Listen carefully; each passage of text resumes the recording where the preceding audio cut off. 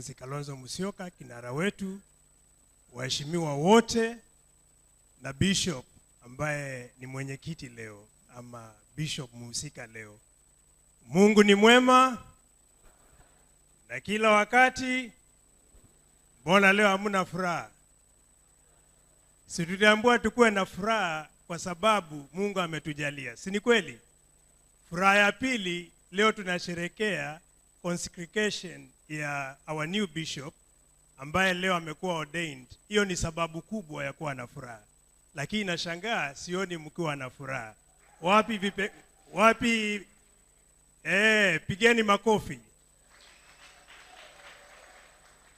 Kama mlivyosikia, mimi ni mbunge wa Yatta, naitwa Mheshimiwa Basil.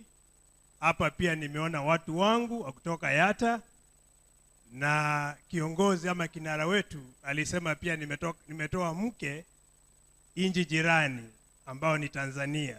Kwa hivyo Watanzania mlio hapa mna mtu wenu wa nyumbani. Na tunawakaribisha sana Kenya na hapa Changamwe. Leo nimekuja kwa shughuli kubwa sana ya kusherehekea ordination ya bishop. Na nimekuja kama Mkristo. Nimeona tumeitwa wanasiasa, hatusimami nafasi hii kama wanasiasa, ila tunasimama kama viongozi wa Kristo. Kwa hivyo hiyo nafikiri tutarekebisha siku zijazo. Jambo la kwanza, nchi yetu mmeona ufisadi ambao umekithiri. Na sisi tulisimama kama wambunge, tukasimama na kauli moja. Tukasema mawaziri ambao ni wafisadi lazima waende nyumbani. Ama mnasema namna gani? Na waziri ambaye anafuata sasa ni waziri wa mambo ya afya. Huyo pia tunapeleka wapi? Nyumbani. Sasa hivi madaktari wako nyumbani. Ama mnafurahi madaktari wakiwa nyumbani? Tunaongea mambo ya mafuriko. Watu ambao wanaumia kwa mafuriko watahutubiwa na nani? Watatoa huduma wapi kama madaktari wapo nyumbani? Na mjue kwamba watoto wa maskini ama watu wa maskini ndio wanaumia zaidi. Hii serikali ilisema ni serikali ya asila, ama walisema namna gani? Asila si ule mtu wa chini kabisa. Ule mtu ambaye ana uwezo wa kifedha ndiye anaumia zaidi.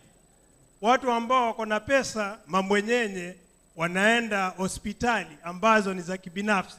Ama mnasema namna gani? Na ndio tunasema Nakumicha, waziri wa afya, ujitayarishe, chuma chako kimotoni. Ama mnasema namna gani? Kwa hivyo nikimalizia nasema hivi, naunga maneno ambayo yamesemwa na waziri mstaafu ama former assistant minister. Tunasema kwamba floods zikuwe declared national disaster.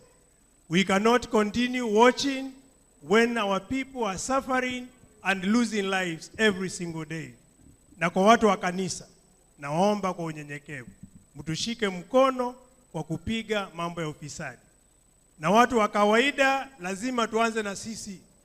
Wakati pesa italetwa nyingi, tukatae pesa. Ama tumeze pesa, lakini tupigie kura watu ambao wana imani na watu wasafi kama Mheshimiwa Kalonzo Musyoka. Ama mnasema namna gani? Lazima tuanze na sisi, kwa sababu hela italetwa nyingi.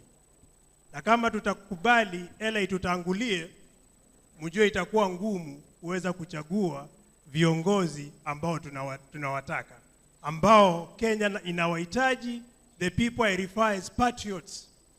We are lacking patriots in Kenya, because a patriot is someone who will not buy or sell stones in the form of fertilizer. Mtu ambaye anauzia watu mawe, huyo sio patriot. A patriot is someone who will sit with the doctors and make sure the stalemate is sorted. So there is so much to be said, but let me stop at this point. Na niwashukuru sana, na niwaambie kwamba tuko na nyinyi, na tunamshukuru Bishop mara ya pili. Asanteni sana na Mungu awabariki.